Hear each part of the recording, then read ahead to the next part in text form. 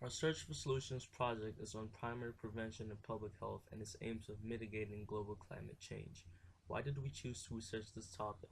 It is no secret that anthropogenic climate change is affecting public health.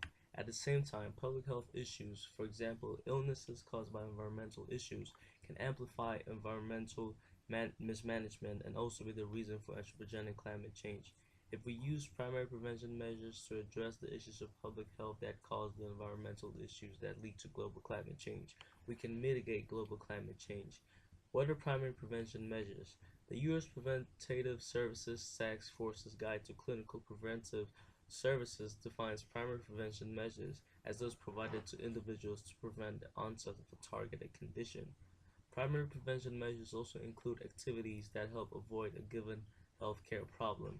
This means primary prevention measures include the promotion of active and safer transportation to prevent pollution, road accidents that don't help the environment, and the consumption of less meat to reduce heart and other diseases caused by the consumption of meat. Less consumption of meat and other animal products equates to a reduction in their production and therefore a reduction of their contribution to global climate change.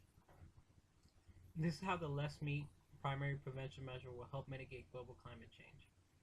According to Winfried Zacher, cattle raising and dairy production are responsible for some of the greenhouse gas emissions from agriculture. If consumption of meat and animal products was reduced by 30% in England, heart disease would drop by 15%. If the consumption dropped by 60%, 30,000 premature deaths could be avoided every year. At the same time, their production would reduce since there would be less consumption, which translates to the reduction of greenhouse gas emissions that result from their production. According to Pete Scarborough et al., the consumption of less meat can be accomplished through the less meat diet or the fair less meat diet, detailed in the research paper on the subject. Both diets have the same aim of reducing consumption and include the plan of replacing calories we need from meat and dairy products with calories from cereals and vegetables. On average, 29 to 30% of the calories we consumed in Western Europe come from meat and dairy products. The less meat diet and the fair less meat diet will reduce the amount to 13% and 6% respectively through the replacement of certain amounts of meat and dairy products at various times with cereals and vegetables. The National Health Service in the United Kingdom estimated that the 2007 cost to healthcare associated with disease resulting from overconsumption of meat and dairy products would be reduced by 0.85 billion and 1.2 billion pounds with the less meat and fair less meat diets respectively. Imagine the result of a global reduction in the consumption of meat and dairy products will have, especially in the countries that can afford to consume them every day. These same countries have the most public health issues from their consumption and contribute to the most global climate change.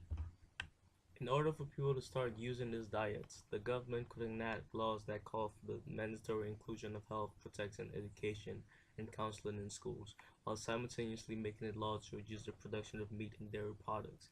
Education and counseling will get the word out about why overconsumption of meat and dairy products is bad for public health and the environment, and how reducing it would help public health and mitigate global climate change.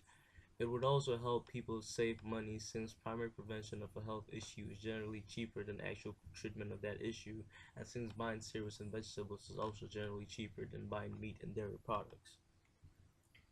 Criticism to this primary prevention measure aimed at the mitigation of global climate change includes concerns that will not adequately address the lot of public health issues.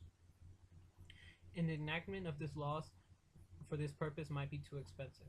However, preventing heart disease and other diseases caused by overconsumption of meat and dairy products, while at the same time mitigating global climate change, is a great start to one day eliminating these diseases and stopping global climate change while simultaneously saving money in the long run, since the net savings will outweigh the net spendings in enacting this particular solution. This is just one example of a primary prevention measure in public health aimed at mitigating global climate change and how to go about it. More research can be done into the subject of solutions for global climate change, for solutions that are even more practical and even more efficient and easier to enact.